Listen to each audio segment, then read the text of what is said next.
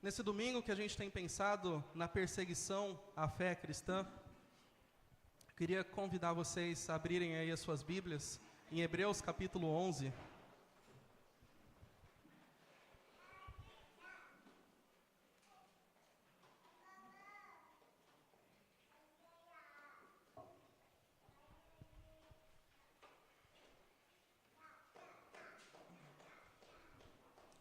A carta aos Hebreus, capítulo 11.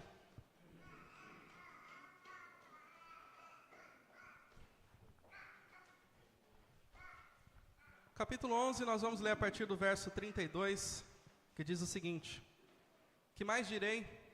Não tenho tempo para falar de Gideão, Baraque, Sansão, Jefté, Davi, Samuel e os profetas, os quais pela fé conquistaram reinos, praticaram a justiça, alcançaram o cumprimento de promessas, fecharam a boca de leões, apagaram o poder do fogo e escaparam do fio da espada.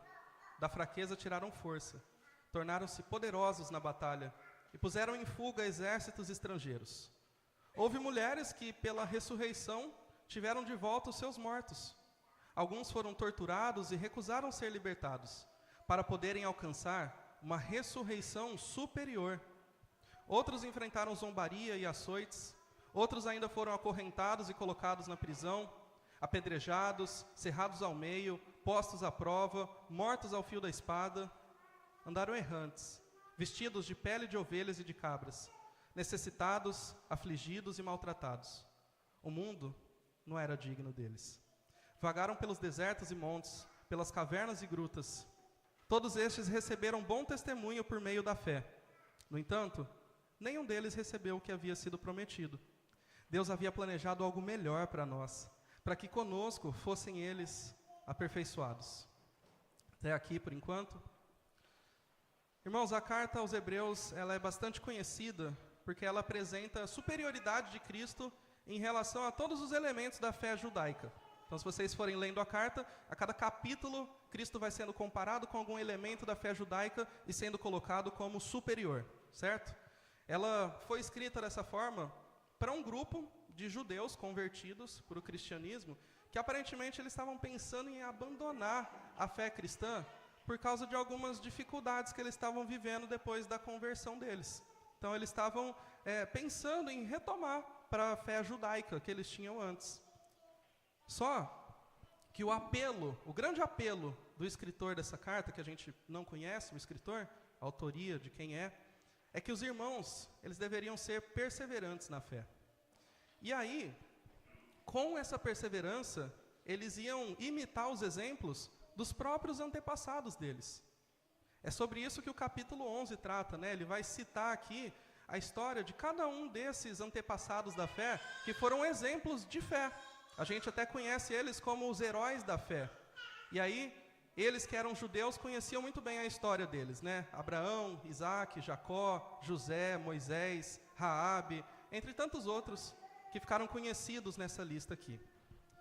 Mas depois de citar a história de cada um, o escritor vai dizer no verso 32 que ele não teria tempo para tratar de todos eles, mas que ainda tinham tantos outros personagens para comentar sobre a fé deles, sobre os exemplos que eles deram, né? Por isso que ele começa, a partir do verso 33, que nós lemos aqui, a citar de forma genérica as atitudes desses irmãos do passado. O que eles fizeram? Que demonstraram um exemplo de fé e de perseverança, que servia para aqueles irmãos hebreus aprenderem também na época deles.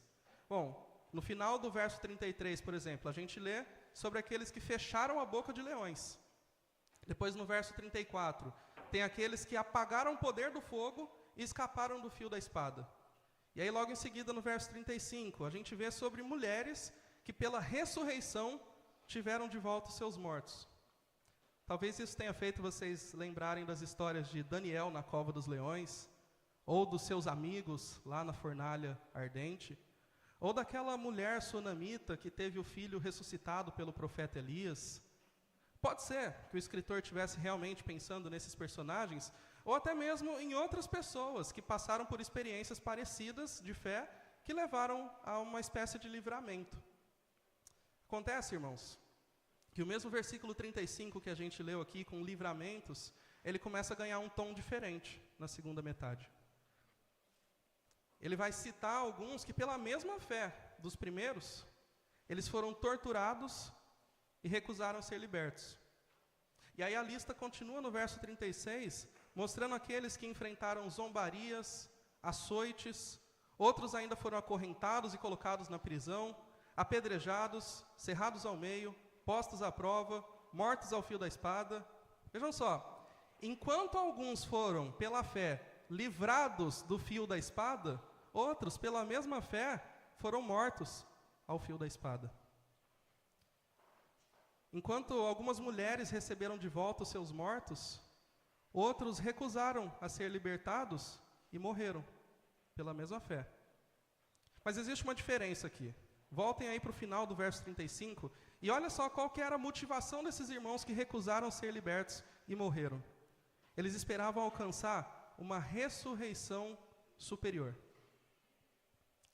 A comparação aqui é com aqueles que ressuscitaram igual o filho da sunamita, que a gente acabou de citar. Esse filho da sunamita, ele foi ressuscitado pelo profeta Eliseu. Ele voltou a viver, né? Mas ele continuou sujeito aos problemas do pecado, os problemas desse mundo caído, e um dia ele voltou a morrer, acabou morrendo de novo, né? Só que esses que se recusaram a essa proposta tentadora de sair da prisão, caso eles negassem a fé, e voltarem à vida, entre aspas, eles entendiam que existia uma ressurreição superior, esperando por eles, fora desse mundo. Assim como Cristo é superior a qualquer elemento da fé judaica, a ressurreição que ele promete para aqueles que creem nele, também é superior a qualquer tipo de livramento dessa terra. Então, irmãos, ao contrário do que pode parecer para algumas pessoas, essas experiências de perseguição e morte, elas não são erros de percurso ou falhas na fé desses irmãos. Pelo contrário, elas são situações que fazem parte da jornada cristã. Entender isso, irmãos, é muito importante para que a gente possa encarar essa realidade da perseguição como uma realidade dura, mas não como um obstáculo ou como um imprevisto. Pelo contrário, é uma realidade dura que no fim valida a nossa fé. Essas perseguições validam a fé de um cristão. Sejam essas que custam a própria vida, sejam as perseguições num contexto de liberdade religiosa que nós vivemos aqui. Elas validam a nossa fé, irmãos. O versículo 38 do nosso texto, ele diz que o mundo não era digno desses irmãos. Jesus, lá em João 3,19, ele fala dele mesmo, quando ele diz que a luz veio ao mundo, mas os homens amaram mais as trevas do que a luz. Por quê? Porque as suas obras eram más. O mundo não é digno, o mundo não merece a companhia daqueles que seguem a Cristo de forma fiel, porque esses seguidores estão dispostos a testemunhar da luz que o mundo rejeitou pessoalmente. É por isso que existe esse ódio institucionalizado contra os cristãos. Amar a fé cristã significa odiar as trevas, odiar as obras más. E isso é caro demais para quem é escravo do pecado, para quem vive em função da sua própria carne e quem ainda não foi transformado pelo Espírito Santo. Foi por causa desse ódio do mundo, né, que esses irmãos viveram a fé deles como marginalizados. Marginalizados, como o texto diz, em desertos, montes, cavernas, grutas. Mas eles viveram assim pela fé, num Salvador que também foi marginalizado quando esteve aqui nesse mundo.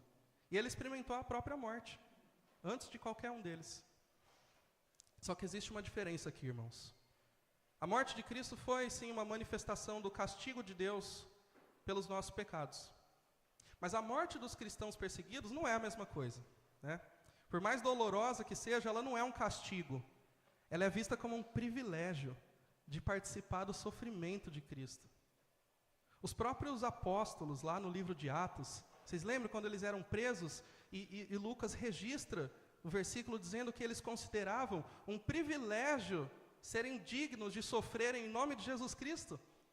O sofrimento, por mais doloroso que seja, não é um castigo da ira de Deus, como foi sobre Jesus. É um privilégio para aqueles que compartilham, que participam do sofrimento de Cristo. E a tradição, inclusive, diz que cada um desses apóstolos, né, praticamente todos, se não todos, eles também terminaram a vida deles desfrutando desse privilégio, sendo executados à morte por causa da fé em Jesus Cristo. Então, pensa nisso, irmãos. Se Jesus, que era inocente, sofreu o que sofreu, mesmo sendo desamparado na cruz, ele não foi abandonado por Deus, quanto mais os nossos irmãos que sofrem, que não são inocentes como Jesus, são pecadores como todos, mas isso mostra que isso não é, a perseguição que eles sofrem, irmãos, não é um sinal de abandono de Deus, porque não foi assim nem para Jesus, e também não é para os seus seguidores. Mas isso é, na verdade, uma participação na experiência que vem antes da glória, de uma promessa que ela não vai se cumprir nessa vida. Então, esse tipo de abordagem, irmãos, ela não se resume só a aprender a resistir à perseguição, ao sofrimento. Não é só isso. Talvez a gente pense, né? A gente precisa aprender a resistir o sofrimento porque Jesus manda a gente ser perseverante, ser alegre. Mas não é só isso, irmãos. É enxergar o sofrimento como uma ferramenta de crescimento espiritual e de revelação do caráter de Deus também. Não é só um exercício de empatia, como quem diz, olha só, você está sofrendo, meu irmão? Está sofrendo? Dificuldade, perseguição? Pense em Jesus, que sofreu muito mais do que você, como se isso fosse suficiente para aliviar as dores de quem acabou de ser torturado ou de quem acabou de perder algum parente, né? Meditar no sofrimento de Cristo não é um exercício de empatia, mas é uma forma aqui de reconhecer a origem e o propósito do sofrimento cristão. Por isso que o cristão ele pode encontrar alegria em meio ao sofrimento. Não por causa do sofrimento, mas em meio ao sofrimento.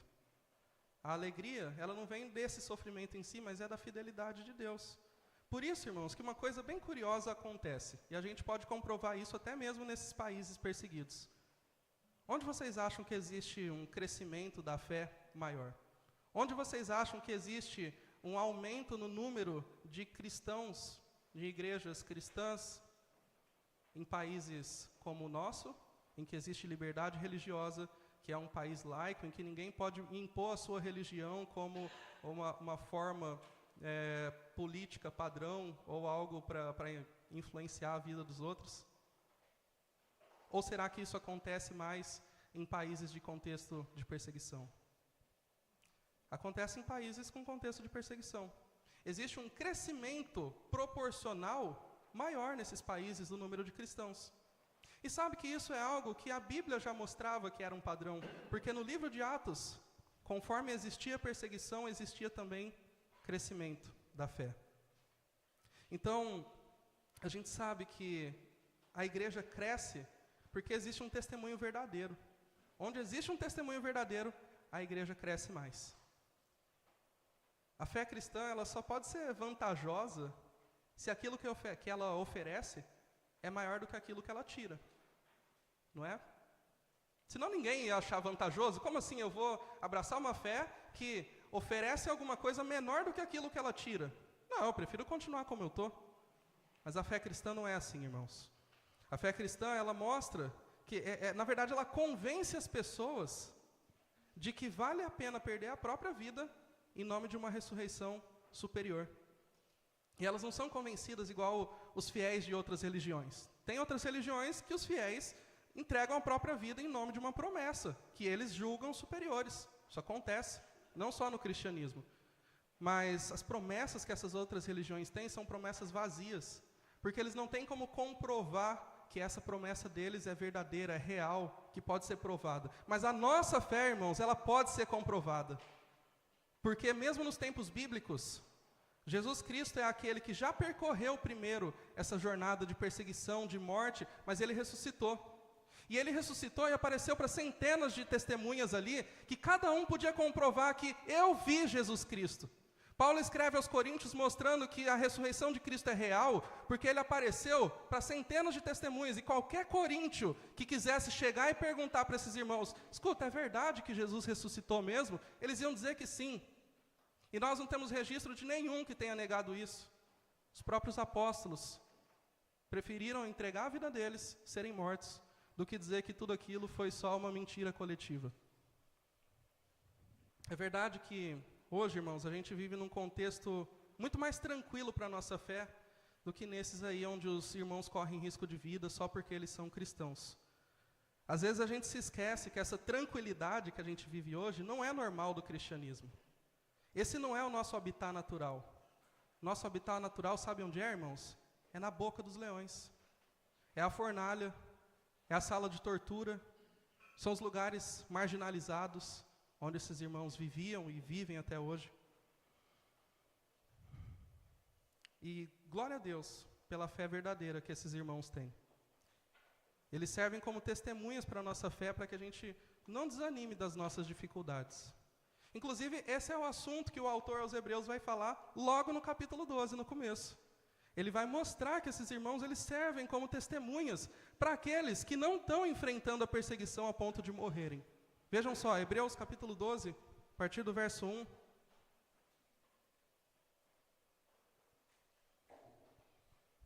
Portanto, também nós, uma vez que estamos rodeados por tão grande nuvem de testemunhas, livremo-nos de tudo o que nos atrapalha e do pecado que nos envolve, e corramos com perseverança a corrida que nos é proposta, tendo os olhos fitos em Jesus, autor e consumador da nossa fé. Ele, pela alegria que lhe fora proposta, suportou a cruz, desprezando a vergonha, e assentou-se à direita do trono de Deus. Pensem bem naquele que suportou tal oposição dos pecadores contra si mesmo, para que vocês não se cansem e nem se desanimem. Na luta contra o pecado, vocês ainda não resistiram até o ponto de derramar o próprio sangue. Vejam só, irmãos, como que o escritor agora está se dirigindo para pessoas que, embora estejam passando por dificuldades, não chegaram a ponto de derramar o próprio sangue, como esses irmãos que a gente acabou de ler, e como esses que a gente ouviu também nos relatos. Essa é uma realidade muito mais parecida com a nossa, né? A gente pode se identificar muito mais com os irmãos do começo do capítulo 12 do que com os do final do capítulo 11. Esse nosso contexto é um contexto de relativa liberdade. Embora a gente tenha as nossas lutas, né, como cristãos, o cristianismo nunca foi algo que ameaçou a nossa integridade física aqui no Brasil. E alguns poderiam até pensar que por causa disso a gente não tem nada a ver com esse contexto de perseguição. Que a nossa responsabilidade é só orar por eles, ofertar financeiramente e sentir empatia por aqueles irmãos que não têm liberdade igual a nossa. Mas vejam só como é que o escritor da carta está tratando esses irmãos que entregaram a vida pela fé. O verso 1 diz que eles são uma grande nuvem de quê? Testemunhas. Mesmo que eles estivessem mortos, a mensagem deles ainda era viva. E aí, isso tinha um impacto muito grande no modo como esses irmãos que estavam vivos deveriam viver. O versículo continua dizendo que, diante do testemunho de fé desses irmãos que foram perseguidos, eles deveriam viver de que forma? Livres de tudo aquilo que os atrapalhava e do pecado que os envolvia, para que eles pudessem ter perseverança. Notem isso, irmãos. Se existem cristãos nesse mundo que suportam a perseguição com perseverança, é porque eles não estão sendo atrapalhados por coisas desse mundo. E porque eles não estão flertando com o pecado. Vocês viram que é importante se livrar daquilo que atrapalha e do pecado que assedia, para que tenha perseverança. Esses irmãos que vivem com perseverança até a morte, eles se livraram dessas duas coisas. E é importante que a gente se livre também, tendo esses irmãos como inspiração. Sabe, irmãos, não dá para se distrair muito com coisas que atrapalham a nossa fé, quando você está sendo interrogado por uma autoridade, com uma arma na mão. Infelizmente, por não ter esse tipo de pressão, de perseguição, a gente se distrai com uma série de coisas desse mundo aqui. E isso atrapalha a nossa fé. E isso diminui a nossa perseverança. Mas a gente, então, que vive fora desse habitat natural do cristão, a gente não é um povo marginalizado na sociedade. Não aqui no Brasil. A gente é o centro das atenções, se for parar para pensar. Tanto para o bem quanto para o mal. Os cristãos evangélicos, né? Você pode pensar em influenciadores na internet, evangélicos, com milhões de seguidores, dizendo aquilo que eles querem. Não tem problema nenhum. Você pode pensar que o livro mais vendido no ano passado aqui no Brasil é cristão. Mesmo que eu tenha as minhas reservas com esse livro, mas é um livro cristão. E ninguém impediu a publicação e as vendas dele. E existem outros livros cristãos parecidos nessa mesma lista de livros mais vendidos. Os evangélicos, irmãos, daqui, têm espaço na mídia, na política, na vida pública, e com certeza existe um lado bom nisso, essa participação, essa representatividade cristã nesse mundo, existe um lado bom. Mas o que eu quero mostrar é que, infelizmente, esse mesmo espaço que se dá, essa mesma liberdade para os cristãos, tem sido motivo para distrair a gente do nosso foco e perpetuar essa nossa deficiência em lidar com qualquer tipo de dificuldade ou perseguição. A gente fica igual aquelas crianças que não desenvolvem seus anticorpos, e aí qualquer doença que pegam pode ser muito grave quando se torna um adulto. Agora o versículo 2 do capítulo 12, ele mostra que essa fé perseverante tem base na obra e no caráter de Cristo. A gente só pode correr com perseverança, irmãos, se a gente tiver os olhos fitos em Jesus, que é o que o versículo diz. Se considerar que ele suportou a vergonha enquanto ele sofria por causa de uma alegria que estava proposta para ele. Ele não levou em conta as coisas ruins, negativas, que a perseguição poderia provocar para ele, porque ele sabia que existia uma alegria proposta. Todos, não só Jesus, mas todos aqueles que andaram por fé no passado, eles tinham um alvo em mente que estava além desse mundo, irmãos. Todos os exemplos que são citados ali, se a gente for olhar o exemplo de Abraão, no capítulo 11, verso 11, o escritor diz que ele recebeu o poder para gerar um filho, por quê? Porque ele considerou fiel aquele que lhe havia feito a promessa. Isso não se aplica só a Abraão, mas a todos os outros irmãos que sofreram no passado e esses que ainda sofrem no presente. Considerou Deus fiel, fiel àquele que havia feito a promessa. Confiar no caráter de Deus, irmãos, e seguir o exemplo de Cristo, é o que faz com que o cristão persevere até o fim e não desanime. Por isso que pensar na igreja perseguida é relevante para a gente. Mesmo que a gente não viva nesse contexto de perseguição, mesmo que a gente esteja fora do habitat natural do cristão, a gente não chega a ponto de derramar nosso próprio sangue. Mas a gente precisa saber que a gente está rodeado por uma nuvem de testemunhas que estão sempre nos lembrando ali que vale a pena ter uma fé perseverante. Que a promessa de Deus é para além dessa vida. Que quem valoriza a própria vida acima de tudo, um dia vai perder essa vida. Mas quem está disposto a abrir mão dessa vida por causa de Cristo, é que vai encontrar a vida de verdade. Parafraseando aí as palavras do próprio Senhor Jesus. Mesmo que a nossa cultura favoreça uma fé deficiente, que desanima na primeira dificuldade, a gente precisa se juntar a esses irmãos e olhar juntos para Cristo, que tinha uma alegria proposta para ele depois da cruz, e tem uma alegria proposta para nós também, no final dessa carreira cristã. Talvez o nosso testemunho não fale tão alto numa cultura em que qualquer um que diz que é cristão e frequenta igreja sem nenhum tipo de risco. Talvez não fale tão alto. Talvez a gente leve décadas para alcançar a mesma fé profunda de um irmão de alguns meses de conversão em países perseguidos. Mas nós temos uma coisa em comum com esses irmãos. A gente precisa correr a mesma corrida, olhar para o mesmo Salvador, abandonar tudo aquilo que atrapalha a gente e odiar o pecado que nos assedia. A corrida é a mesma. A gente precisa correr para essa corrida, lembrando que Deus não nos abandonou. Não abandonou a nós, nas nossas dificuldades, não abandonou esses irmãos nas suas dificuldades. Mesmo aqueles que morrem, eles não são abandonados por Deus. Isso é algo que a gente precisa ter convicção.